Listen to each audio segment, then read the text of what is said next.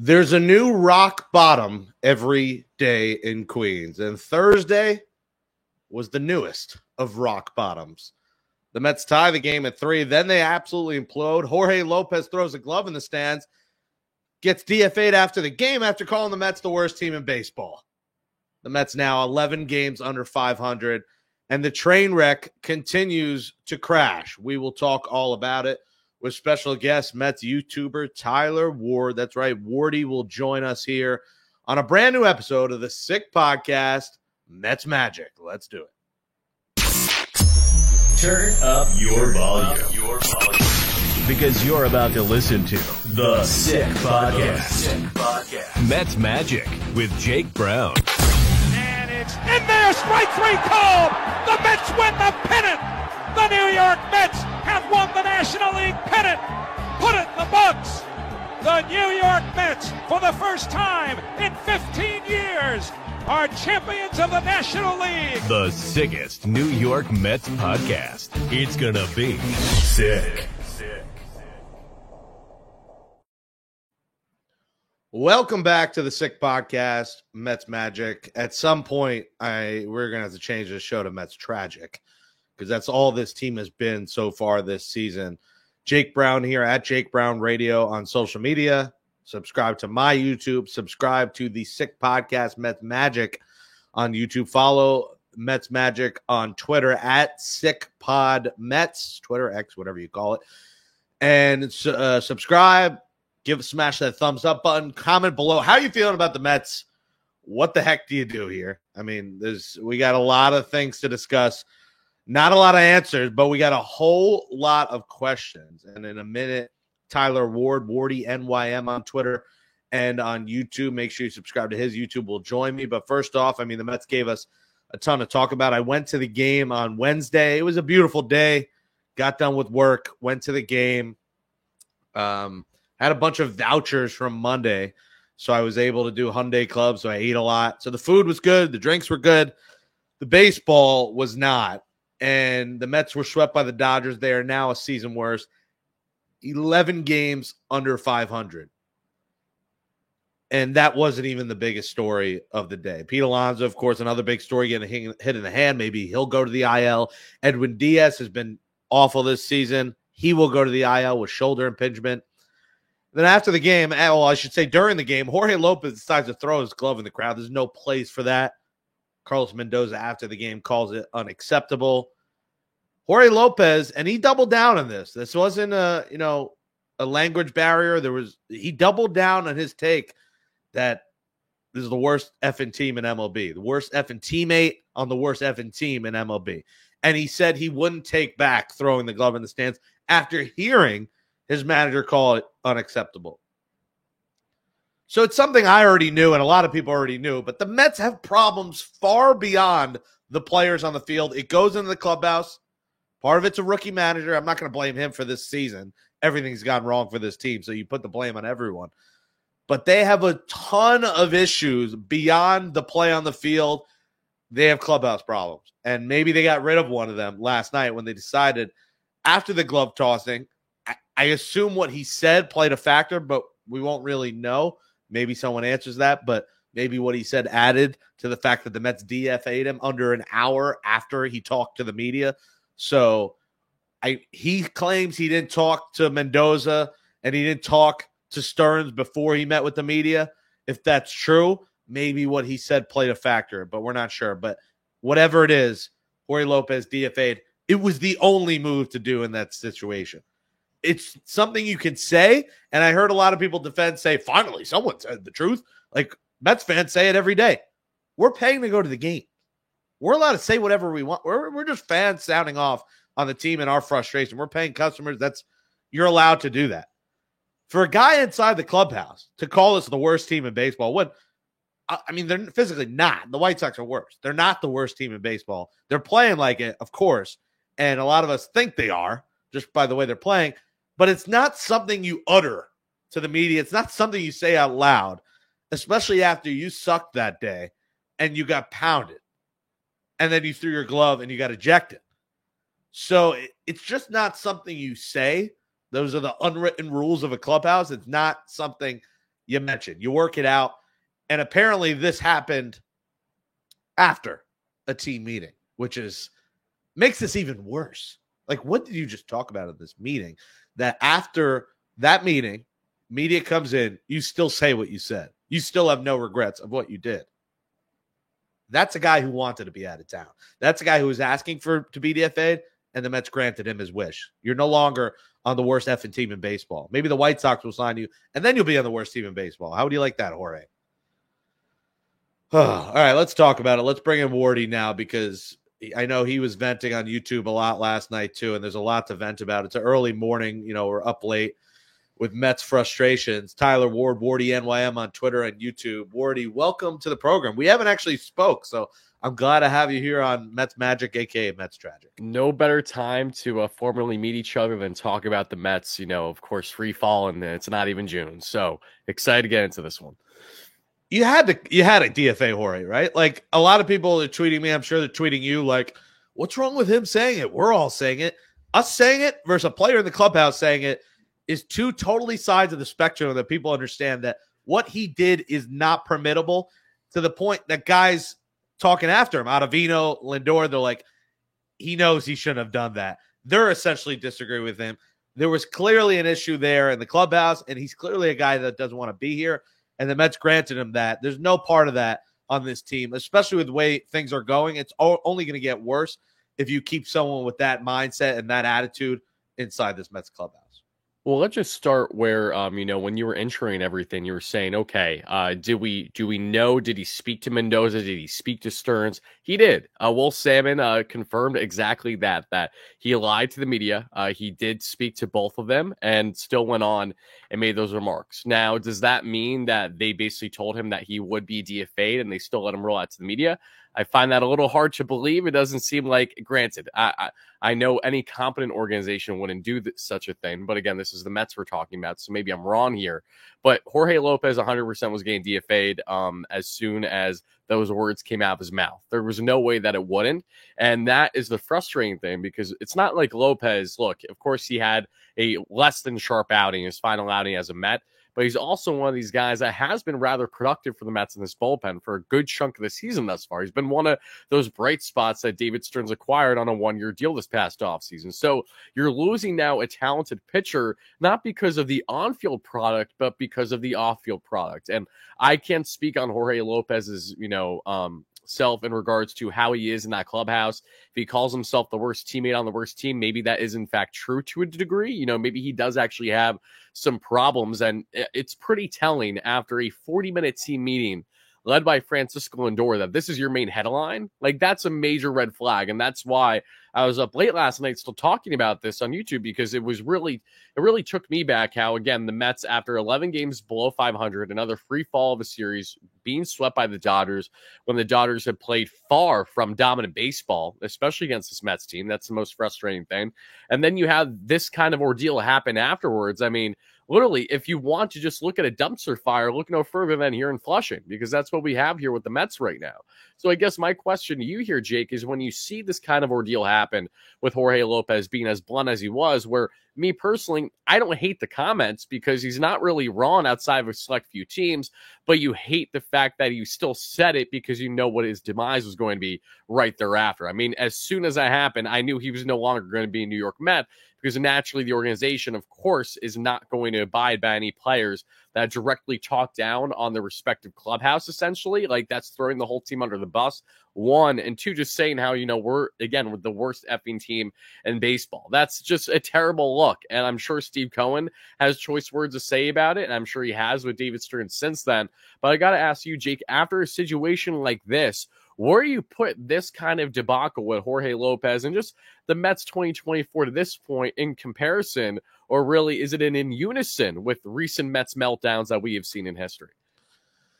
It's up there. I mean, I'm trying to think of a few examples of big meltdowns. Like, what comes off the top of your head? Because I forget a lot of things. Well, I mean, you think the raccoon incident right away, from a couple of years ago. That's the most recent. Yes. You think of also, even though it's more media Jason Vargas, Tim Healy, stuff like that. It's the fact that the Mets have managed to churn out every single year, no matter who the owner is, no matter who the coach is, no matter who the GM is, finding themselves in headlines for the wrong reasons. And yes, the Mets are a part of this group of, LO Mets narrative, where the media loves to jump and pounce on them when things aren't going right. That is true, and they inflate those things at times. But I think what is also true, and you can probably agree here, Jake, is that the Mets, again, continue to find ways to not only surprise us in the ways that they find new ways to lose, but also in the manner in which they are grabbing headlines, again, for the worst reasons possible. I mean, it's one thing to be 11 games below 500 before June. It's another when you are now questioning true leadership in the organization once again under now a new helm of a president of baseball operations and a manager. I pretty much feel like their hands have been tied in a lot of these situations, and this is just more of the reality of the current core group that David Stearns adopted. So what do you have to say about that? Well, I have to say that the core group, in my opinion, is rotten, and I think there's a lot of issues from top to bottom of this team, and you mentioned ownership, you mentioned GMs. I mean, this team is built from 2 owners, first of all, 5 GMs. I mean, they've had more GMs in recent memory than any other team in baseball. From Alderson, Brody, the brief time of Scott, Epler, Stearns. There's a lot of different heads that have put this roster together, a lot of different guys that disagree. What frustrates me that Lopez, who you said has been solid this year, is he was a Stearns guy. He's part of this new regime, and, it's not something and you think will happen because he's been on bad teams, Jorge Lopez, in the past, and he hasn't imploded like this. But it's a concern that this new group, which Stearns, when you look at the guys he's brought in, Jorge Lopez being one of them, has been solid. Sean Manaea, another one's been good. Harrison Bader's been one of the better hitters on the team. JD Martinez has been fine. He hasn't been great. But most of these guys Stearns have brought in have been solid kind of players on a roster that's in 4th place. So he hasn't made that many mistakes. It's been the guys that were here before. And, I just think this is a roster from a lot of different minds, a lot of different maybe farm system directors. They've had 3 farm directors as well in this time. I just think it's differing minds, differing players, maybe players that don't get along. There's no real veteran leader on this team. You could call that Francisco Lindor, but outside of that, Pete Alonso doesn't have a C on his chest, and it's probably getting traded. Jeff McNeil, I mean, thank God Acuna is starting to hit now, because I think he's taking his spot, it seems like, any week at this point. They just got to find a trade partner. I think Jeff McNeil is one of the problems. Brandon Nimmo is going to be here. Francisco Lindor is going to be here. But there's guys that you have no choice that you're going to have to ship out, Wardy, because you just can't keep throwing out the same thing till July 31st. I don't even think this is a trade deadline thing. I think this is do something in the month of June thing. Because by July 31st, if you're 20, 25 games under 500, you're already having a dark summer in Queens with no one showing up. Attendance is down 20%. It's going to be down 33% Brutal. By July. And it's not going to get better if you just keep trotting out Jeff McNeil and the same exact players every single day. No, you're 100% right. And it's brilliant that you bring up the attendance issue, because you have teams even like the LA Angels and the Colorado Rockies going past the Mets right now in their average attendance. Like, that is unbelievable when you look the at Angels. Only, I could understand the weather is good, but the Colorado Rockies, the Rockies, that's just absurd. Talk about being all the way bottom of the barrel low. That is the Mets at the moment. And between the attendance issue, between organizationally, you talk about leaders. A guy that does stick out to me that I do believe is honestly one of the best leaders on this team. However, I can't speak on his behalf or how he approaches the clubhouse, because I think that's part of the bigger issue here is a guy like Brandon Nimmo. He's the seasoned veteran. He has been here longer than anybody else. And he has been, in a lot of ways, the ultimate professional in how you should go about your day by day. Something that, again, Pete Alonso can't relate with, because Pete Alonso, I love Pete, but he's way too emotional. You should not be trying to bang down your GM's door after firing a hitting coach or a manager, which he has tried multiple times that we've heard. That is a problem. Francisco Lindor naturally feels the need to be a leader because he's the $300+ million man. 1, a star shortstop, but 2, this is kind of the qualities that he brings that he always had going back to his time as a young player in Cleveland. I don't think Lindor is really much of a focal point of a problem here, but I think there's something to be noted how he still goes out of his way to do this team meeting. And maybe Jorge Lopez is just this bad apple. Maybe he is that unique situation where we shouldn't really buy too much stock into it. But at the end of the day, right now, as we are speaking, there's a major problem to have this kind of team meeting. And again, this be your biggest takeaway, your biggest headline. I'm really curious as to what that meeting was like, what was spoken. To be a fly on the wall there really would be interesting, right? Because between Carlos Mendoza, I'm curious how many team meetings has he ran himself.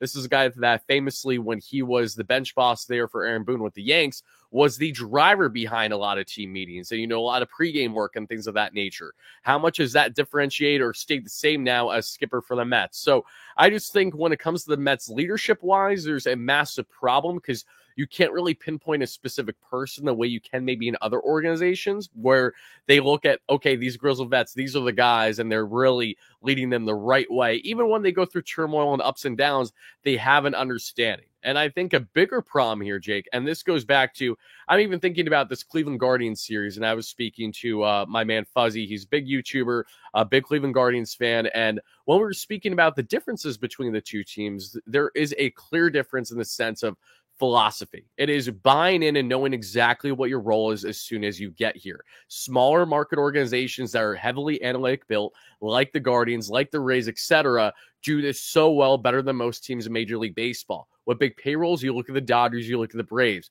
But what do all these teams have in common? There really hasn't been any drastic turmoil in their front office or coaching staff for multiple years on end. What does that tell you? The Mets, in order for them to get where they want to be, again, Rome wasn't built overnight. You're going to need Carlos Mendoza likely to be your skipper for multiple seasons to really try to birth him into being a homegrown talent now. Same thing with David Stearns as president of baseball operations. It's not their fault what they've adopted here, what was already in the organization, as you mentioned, with all these previous regimes, having conflicting different types of players here. Some were part of it, some are still here.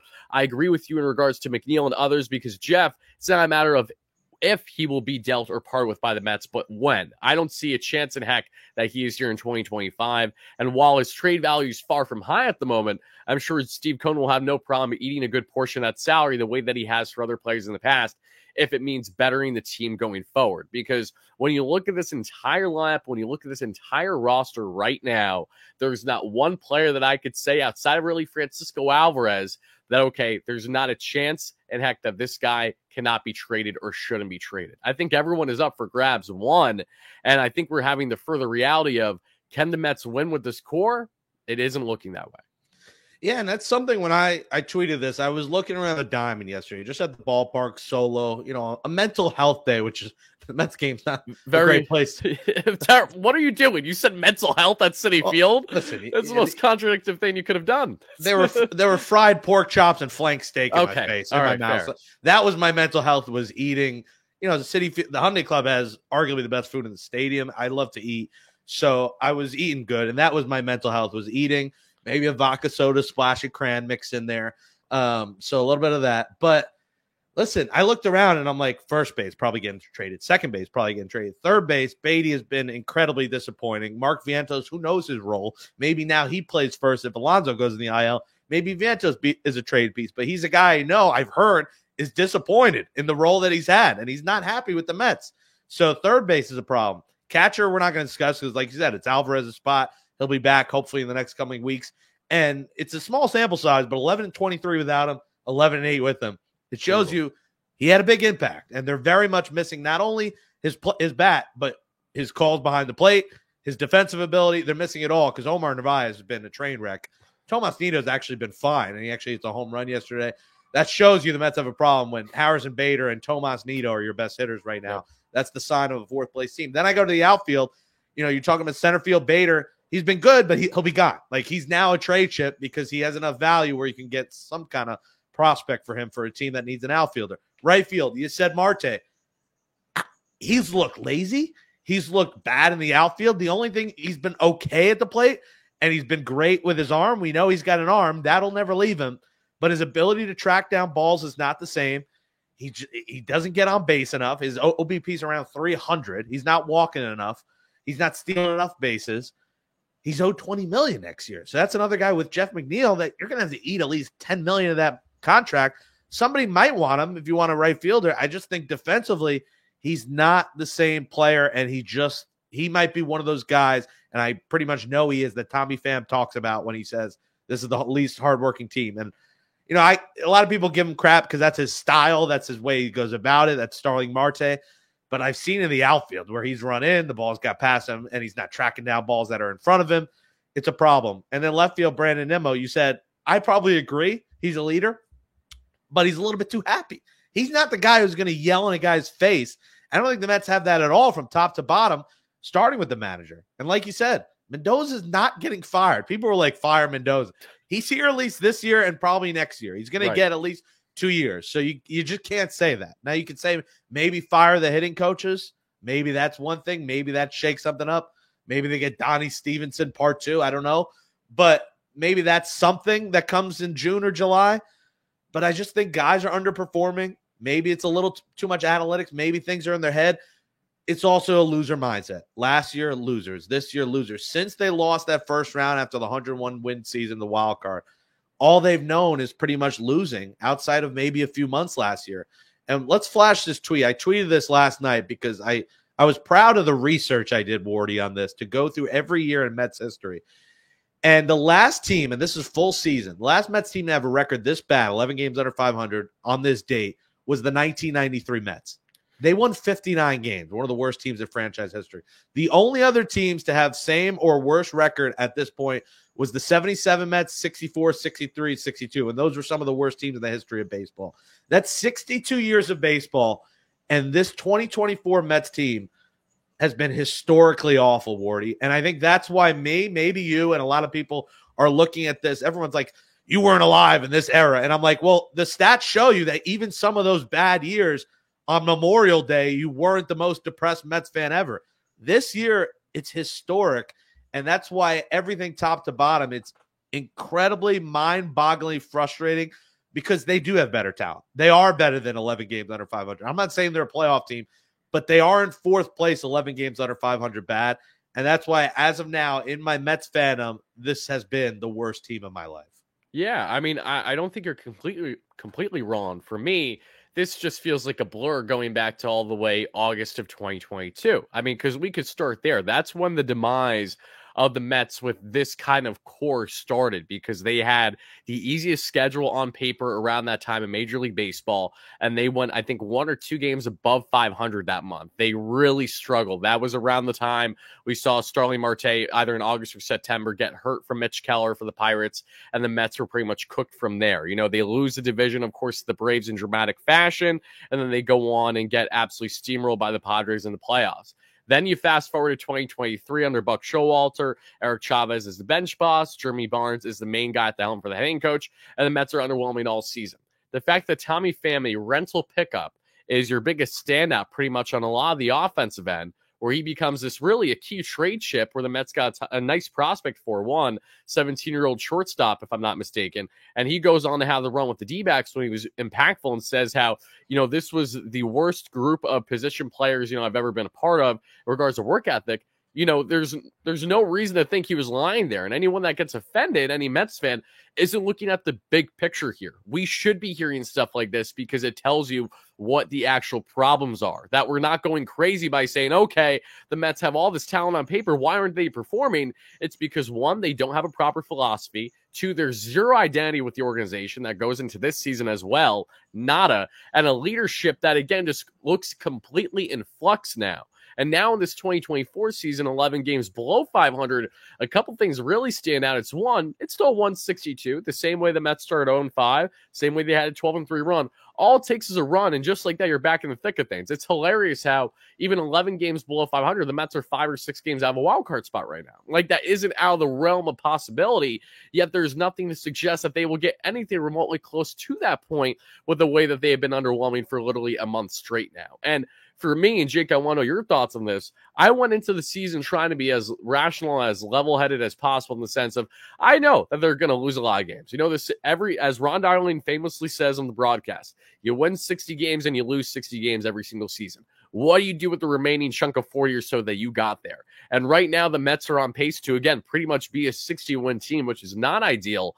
but I at least thought that they would be looming around 500 at this point, whether it's a couple games below, a couple games above that we saw really entering the early month of May. That seemed very feasible, but they have again found every way imaginable, various ways. It's honestly been quite impressive the way the Mets find ways to lose. If there was a way to present an award in Major League Baseball, they would be winning this every single year. But my question to you, Jake, is what was your initial expectation with them heading into the season versus where they currently sit? Because I can tell you, as someone that tries to be an internal optimist and even, tries to get benefit of the doubt, I'm still beyond taken back while being fully cognizant and aware that this is a transition year. We're just pushing for that third wild card spot. We're hoping to be more buyers than sellers at the deadline, but we know we could be more sellers than buyers. Where do you stand in regards to all that? Yeah, well, when they got JD Martinez, I was elated. Like, I thought that Rightfully was the piece they needed, and that pushed me. I think I originally said around 78 before JD, and then I got it if everything went right to 85 with JD, because I did think his bat would make the difference. Now, I didn't think he'd miss the first month. I didn't know Kodai Senga would be MIA. I mean, PPV is out, or APB is out for him. He might not pitch this year. Francisco Alvarez would miss 2 months. Like, that was if everything that was the rosy prediction, was 85 wins, 86 if everyone has a great year. The bottom of the barrel for me was around 77, 78. So this is still way below the bottom of the barrel, which just tells you how everything has gone wrong. I mean, when Brandon Nimmo, who for most of the year, your leadoff hitter, leads the team in RBIs, that is a major concern. The leadoff hitter should not be your lead RBI guy. And that shows you the middle of the order, how putrid it's been. So, yeah, the positive was 85, and they're going to get nowhere near that at this point. And, I want to keep thinking maybe this team meeting, maybe they'll turn it around. Maybe they'll get Alvarez back, and he'll provide the pop they need. But clearly yesterday showed that it's just a lot more than what's on the field. There's no lead, like we keep saying, no leader, no voice. And if you just keep losing like this, guys they already seem to not care. They're not going to care in the summer when, they lose and then they're at Marquee that night popping a bottle with, right, Matt Harvey, whatever it is. They're not going to care when that night, Harrison Bader is out with a baddie at the club in the city. They're just not going to care when they're 18 games under 500, if they're chilling in VIP, wherever it is. Like, so there's different groups in this. There's the married guys. There's the single guys. There's the older guys. There's the middle-aged guys. And that plays a part. I think a lot of people want to overlook that, but chemistry and playing for each other and the relationship you have with guys in that locker room plays a part. And I'm not saying they have bad relationships, but I don't think this is the closest knit Mets unit. I think the team 2 years ago is a lot closer knit of a team, and everyone was hitting. When everyone's not hitting, everyone's not pitching, the team is losing. On top of the fact you are in besties with these guys, all that adds up to an unmitigated disaster. And I think if they were winning, maybe these are different. You're out, on a road trip in San Diego at the bar. These guys are all out together. I think when you're losing and, you already didn't have the closer relationship, it just pushes guys further and further apart. And clearly Jorge Lopez he had no friends on the team, apparently. Because, that was just wild. That was historic. That's the rally dildo in the background of the locker kind of moment. That's how bizarre Metsian that is. That you got the rally dildo and worst effing MLB team. Those two. And then you got Mickey Callaway in the middle putting the lineup in the wrong order. Like, put those together, and it's the Infinity War Avengers of New York Metsian off-the-field issues. And I don't know how, I saw someone tweet about this, and they're not wrong. It's not a word we want to hear, Wardy. It's not a time we want to think of, but it might take a full rebuild. And as hard as that R word is for me to say, it's going to take a lot of moves this year and a lot of moves in the offseason, and then a lot of minor leaguers to be successful, something like the Orioles. And this might be the start of it this season, of a 60, 65 win team that starts to go in a rebuilding direction. What do you think? So when it comes to rebuild, I'm sure that's something that David Stearns doesn't hate the thought of, because the thought of him really having his hands on everything with the team is what he wants, right? This is a diehard Mets fan that Steve Cohen tried to hire as soon as he became owner. Let's not forget that. This is something that I really think needs to be taken into account. It took over 3 years for the Mets to get their guy that they wanted from day one. Just imagine how much different the organization would be right now if they had David from day one. We're talking Francisco Lindor isn't a Met, because Jared Porter doesn't trade for him. We talk about all the different moves that have happened at this point. So now that David's here, what he has inherited, he doesn't want a lot of this, right? And there's a reason why the Mets made a lot of short-term moves this offseason to, one, see how these kind of rebound guys can return to form, like a Luis Severino. Now the Mets have a great option with Severino, should he continue to perform well, to be either a massive trade chip of a rental by the deadline, or to try to run it back with him, which I wouldn't be opposed to. But what is the vision? Because the thought process heading into 2024 was, okay, we're gonna cruise through 2024 regardless on the results, and once we get to the offseason, we're gonna be spending big, not necessarily like drunken sailors, but we got a massive offseason headlined by a guy in the Bronx. And one, there isn't a chance in heck that Soto comes here outside of the dollars, so let's just start there. I'm not one of those Mets fans that says, oh, we're probably want Soto away 100%. No. That only happens if he gets a massive overpay, which is what he'll be looking for, that, the Yanks being stubborn say, okay, we don't want to do. So, and not just him. I think any big free agent, the Mets are going to need a massive overpay. It's not like I want to come the rosy thing of career. Stories like this make it worse for free agents to come here. Correct. And that is furthermore why I think we're going to see a big retool again. Not a full rebuild, because a full rebuild pretty much means you tear down everything of your core. The Mets aren't going to do that. There isn't a route for them to immediately trade Francisco Lindor, even if they wanted to, because of the contract and because of everything that entails. Brandon Nimmo, same applies. Edwin Diaz, same applies. So you're going to still have pieces of this core going forward. But when it comes to the future of a Pete Alonso, when it comes to the future of these guys that are now on expiring contracts, as much as I love Pete, there's a great reality where he's not here, not necessarily past a deadline, but certainly in the offseason. Because from Alonso's standpoint, outside of emotional attachment, being a homegrown talent, having all the great success he's had with the Mets so far, player-wise, why would he want to stay here? I mean, on top of the Mets not wanting to overspend on him when he's been streaky for a year and a half now, why does he want to stay here? That's a big thing. And David Stearns needs to have guys buy in on the philosophy that he is selling.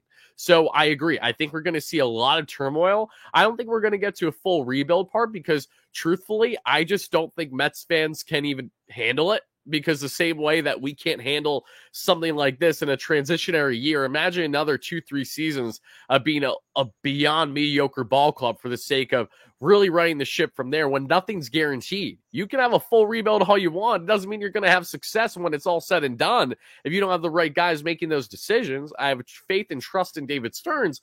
But again, the same way that David Stearns says the Mets are in a playoff team and that they essentially need to prove it, he also needs to prove his worth in the sense of, okay, really buying in if he's going to be making all the decisions and having his hands on everything. So I think we're going to see a combination of the two. We're going to see a lot of guys come off the books this offseason. That was going to happen regardless. We're going to see the Mets be very aggressive in parting ways with, dead weight of contracts like they have done in the past with Robinson Cano and James McCann, for example. We're going to see a lot more of that. But what Steve Cohen has learned, which I don't foresee happening this offseason, is really going all out your way to overspend big on guys when you don't know how successful you're going to be in 2025.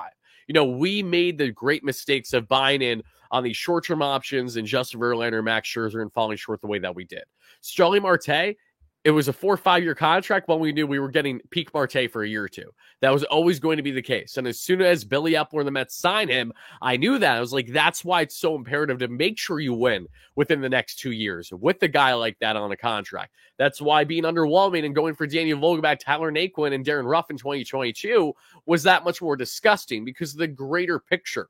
That 2022 team had pieces to have a deep run. They were just a piece or two away on the offensive end, and they could not right the ship there. The same way that the Mets now not only need to right the ship, but it's not because they're a piece or two away. They got to bring up the kids. They need to see what a guy like Luis Angel Acuna has, Drew Gilbert when he's healthy, Jet Williams when he's healthy because he just had another cortisone shot. Maybe even trading some of these prospects too, because again, some of these guys were acquired under previous regime when David Stearns might want his own guys that he's nitpicking from other farms. So we're going to see a lot of turmoil. I don't know if we're going to get to a full rebuild, but I am confident in saying that unless the Mets really change things fast, even if they do, even if the Mets make playoffs, I assure you that they are going to still make some significant changes. It'll be another offseason where a good portion of the guys come off the books. You have a couple of your core there, and they're going to build around and hope for a better 2025 and beyond. I was hoping the name Daniel Vogelback would never come up on any show that I've hosted again. He lives rent free in my head, Jake. I'm sorry. It's every day. And you know why it's even, it's New York City rent free, and that's an expensive rent free, is because Colin Holderman has a .52 ERA this season and is lighting up the baseball world while eating a Permanente Brothers sandwich in Pittsburgh in front of 4 fans in a beautiful ballpark. Oh, that's envy is what that is. I can't make fun of their fans because we probably got the same attendance as the Pirates right now. Right. So I'm not even going to say that they got no one showing up because we got no one showing up.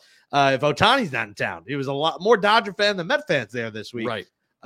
So Colin Holderman, I mean, what a season he is having. Another lost piece for a bat that is not hitting in Toronto either. I mean, no matter what country Vogelback goes to, he does not. Maybe he'll go to Japan next and he'll hit there, but he's not hitting in Canada.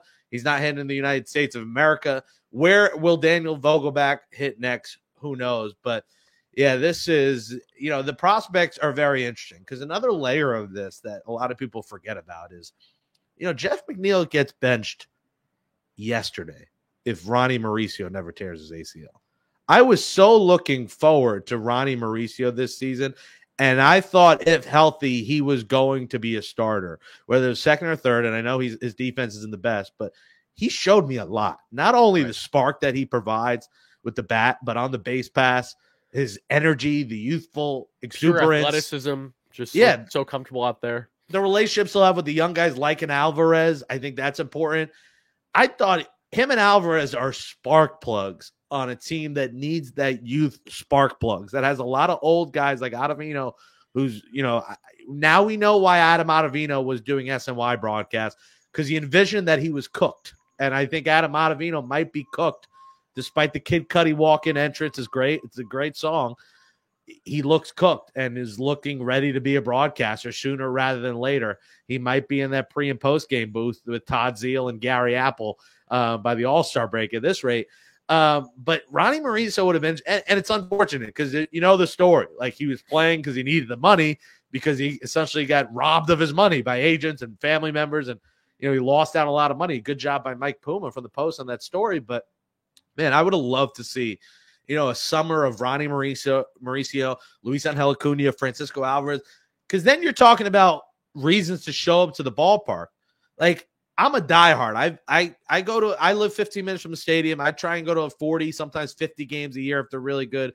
60 if 2021 was my record. I try to go live even when they're bad.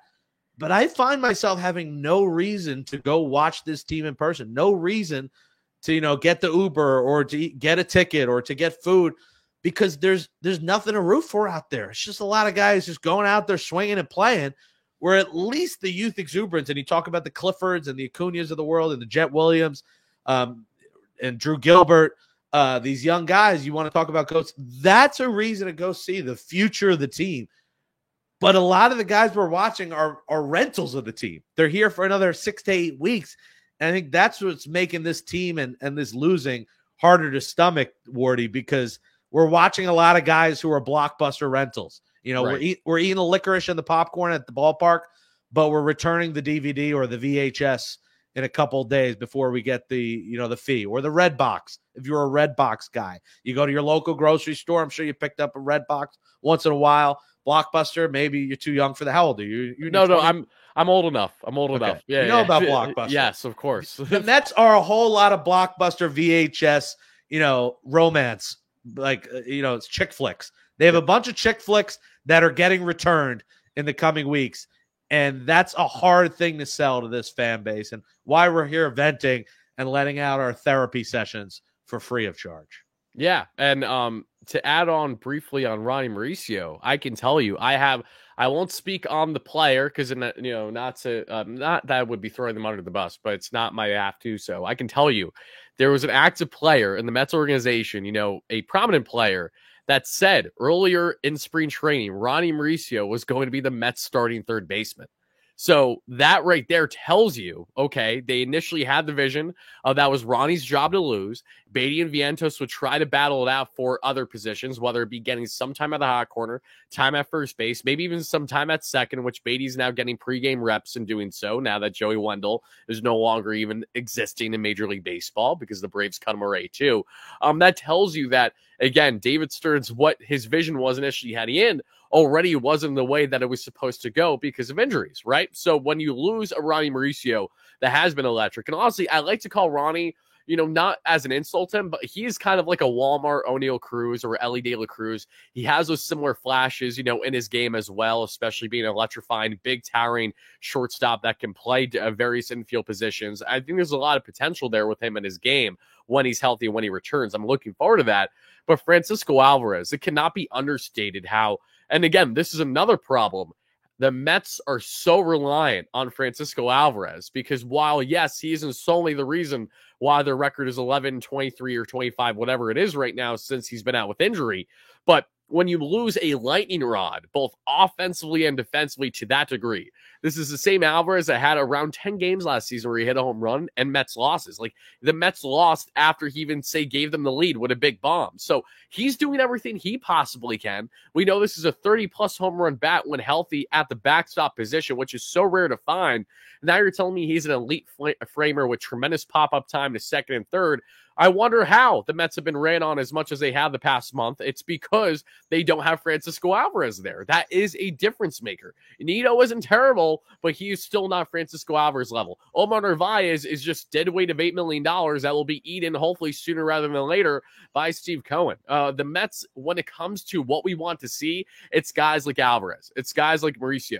It's still, again, parts of that core that we know, led by Francisco Lindor to a degree. But when it comes to all these rentals that we know for the most part will not be here beyond 2024, that is exactly your point in saying, what is the incentive to go out your way to see this team? I live in Pennsylvania. I got to take a hike to go to Citi Field. I try to go to north of around 20 games a season. I went to one this year, and the Mets didn't get their first hit until JD Martinez hit a bomb with the final out of the game against the Braves behind home plate. I mean, I have no desire to go anytime soon outside of tax write-offs because I get to do that with what I do. There's nothing else to really enjoy about going to the Mets and going out your way to watch this team. So I will say this much as I love them and always will support them, they are getting me more checked out by the day. That's a very difficult thing for people like you and I that, again, still talk about them online with fellow fans as consistently as we do when we are beyond fed up with the team already.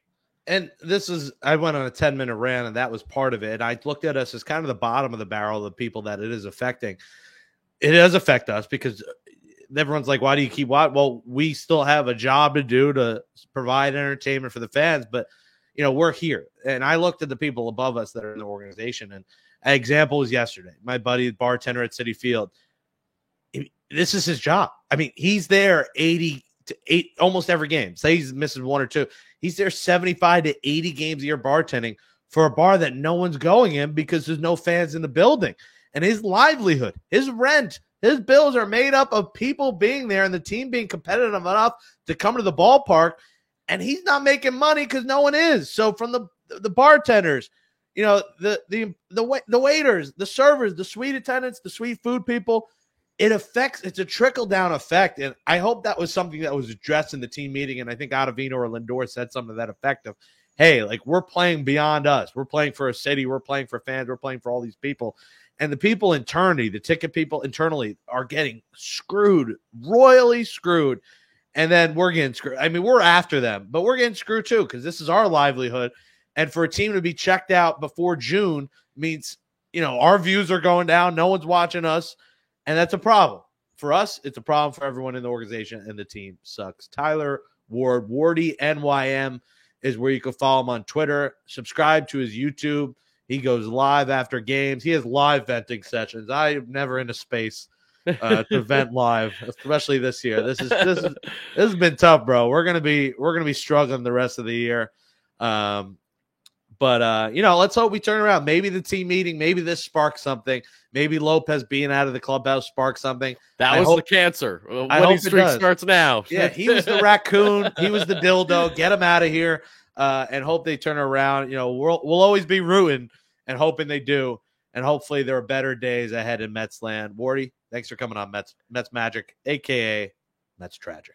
Mets Tragic. Love that. Love the wordplay. Jake, thank you so much for having me on. Pleasure to finally chop it up with you. This will not be the last time this season, I'm sure. And hopefully next time we speak, we have a little bit more positive things to discuss here in Flushing, right? So always a pleasure, my friend. Yeah, hopefully after the trade deadline, we got the youth exuberance. Maybe Ronnie Mauricio comes back early and excites us for 2 months. I don't recommend it because the season will be a wash. But there are brighter days and youthful days ahead for the Mets. And Wardy, NYM, go get them. Mets Magic, the Sick Podcast, Mets Magic. Thanks so much for listening, for watching. Subscribe, smash that thumbs up, comment below. We appreciate your support. And we'll catch you next week on Mets Magic. And that's a wrap. Hope you don't miss us too much until next time. Follow the Sick Podcast Mets Magic on YouTube, Google Play, and Apple Podcasts.